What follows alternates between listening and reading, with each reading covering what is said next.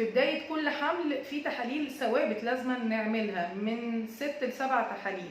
التحاليل الأساسية سواء حملك أولي أو متكرر لازم تعملي صورة دم كاملة، لازم تعملي تحليل بول كامل، وتعملي مزرعة بول، وتحليل سكر عشوائي أو صايم أو تراكمي، وتعملي فصيلة الدم والتوافق، وتعملي غدة درقية، وتعملي القطط او ما تعملهوش، مش شرط نعمل التحليل بتاعه. كل تحليل وليه دور، من اول صوره الدم بتوضح انيميتك واي التهابات في الجسم، السكر انت عندك اي تاريخ مرضي ليه او حتى لو ظهر جديد معاكي، البول عشان اي التهابات في مجرى البول لو مش ظاهره معاكي كاعراض تظهر معانا كتحاليل لانها بتمنع الولاده المبكره ومشاكل كتير اتكلمنا عليها.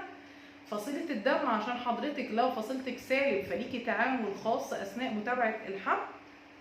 وطبعا الغدة الدرقية ممكن ما تديكيش اي اعراض ولكن نتائجها بتفرق معانا جدا في متابعتك في الحمل وتأثيرها على الطفل او لا قدر الله الاجهاض.